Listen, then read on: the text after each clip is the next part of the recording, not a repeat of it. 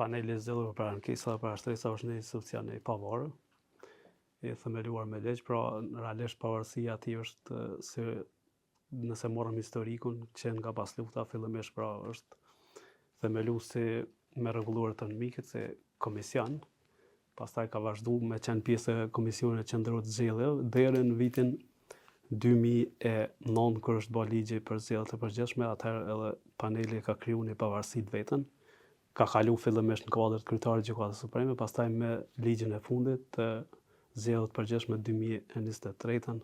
është bërë organe i pavarur, përkatësisht është pjesë e Këshillit Gjyqësor. PZAP-ja po ka rol të rëndësishëm në procesin zgjedhor edhe për këtë arsye është krijuar, me qëllim që të krijohet një proces zgjedhor fair dhe të respektohen rregullat që kanë bënë me procesin zgjedhor nga subjektet politike që morën pjesë dhe aktorët tjerë në procesin zgjedhor. Pra, juridiksioni i panelit zgjedhor është pra të vendosë për gjitha çështjet, ankesat, parashtresat që kanë bënë me procesin zgjedhor dhe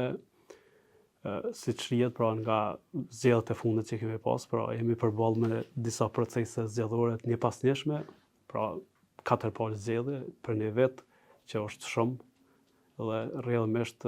jemi përballë me sfida të ndryshme që kanë bëjmë që nga numri i madh i rasteve dhe çështje tjera, por sido që të jetë paneli zgjedhur për ankesa dhe parashtresa ka arrit pra qëllimin e tij, ka përmbush objektivat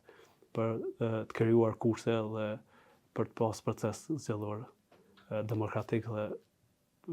realisht ka pas edhe vlerësime pozitive nga raportet ndërkombëtare sa përket punës të PZAP-s. Një vlerësim i tillë pozitiv është thënë edhe në raporte vendore edhe ndërkombëtare, por me çfarë numri të ankesave jeni përballë në këto zgjedhje dhe a keni arritur që ti përmbushni obligimet ligjore që ti trajtoni në afat ligjor? Ç'është e vërteta kur filluan zgjedhjet të shkurtit 2025, e kishëm realisht PZAP-ja ka historikun e vet dhe kishëm perceptimin se me çka mund të përballemi, me çfarë, po jo në atë mos që mundi me pas atë shumë ankesa. Dhe kemi pas diku në 600, realisht sakt 642 ankesa kanë qenë gjatë këtij procesi zgjedhor. Këto ankesa kanë qenë natyra ndryshme, sepse vetë procesi zgjedhor ka lënë për disa faza sipas ligjit për zgjedhje, dhe realisht në këto faza ka edhe ankesa që paraqiten duke filluar që nga individ, duke filluar pra nga listat zgjedhore, pastaj çështja e certifikimit të subjekteve politike dhe pastaj aja faza që është më delikate është fushata parazgjedhore. Dhe në këtë fazë ka më shumë të ankesa, realisht edhe i bën që panelit të ketë një punë shumë ngarkume, sepse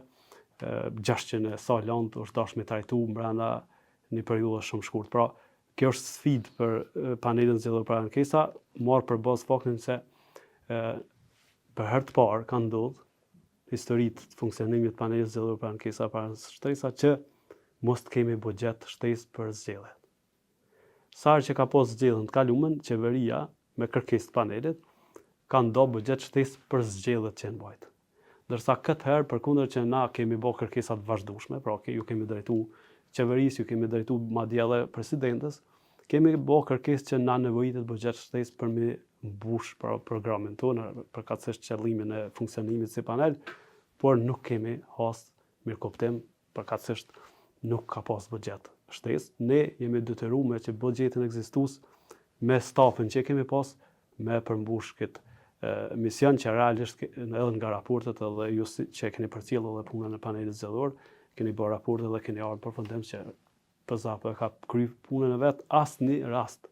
nuk është të kaluar afati ligjor. Pra gjitha rastet janë trajtuar brenda afatit ligjor dhe kanë marrë epilog pra vendimmarrje nga paneli zgjedhor, që pastaj disa prej tyre rasteve kanë kaluar në Gjykatën Supreme. Është pra çuditshme pse kjo ka ndodhur. A ka pas një përgjigje kryetar pse nuk ka pas përkrahje? Për këtë çështje është që as përgjigje nuk kemi pas. Pra kemi po vazhdimisht kërkesa, po këto sikur në vesh shurë kanë hasur dhe nuk kemi marrë përgjigje. Përkundër që ligji për zgjedhje është një dispozitë që thotë pra paneli zgjedhor për ankesa duhet të mbështetet në kohën e zgjedhjeve nga gjitha institucionet, këtë rast i bën që edhe qeveria. A mund të konsiderohet kjo si një lloj hakmarrje e pushtetit në raport me vendimet që janë marrë nga PZAP? Ndoshta mund të trajtohet edhe si e tillë, po sido që të jetë, Paneli zgjedhur për ankesa pastërisa është institucion ligjor që është themeluar me ligjin dhe ka misionin e caktuar, që është kujdesi përkatësisht trajtimi të gjitha ankesave që kanë të bëjnë me një proces zgjedhor. Kujtdo që i shkelin në drejt që ka të bëjnë me proces zgjedhor, ka adresën paneli zgjedhur për ankesa dhe pastërisa, që rrjedhimisht pastaj edhe të vendoset se a është shkel ndonjë rregull zgjedhore. Pra kur folëm për periudhën e ankesave që kanë qenë ma sfiduese, realisht e përmena historikun, por çka është vërejt një fenomen në zgjedhjet e 2025-s të shkurtit, është numri i madh i rasteve me të cilat jemi përballë që kanë pas të bëjnë me gjuhën e urrëties. Pra është vërejt një ndryshim pra i numrit raste, pra sa i përket natyrës tyre, dhe për PZAP-n ka qenë sfidë kjo, sepse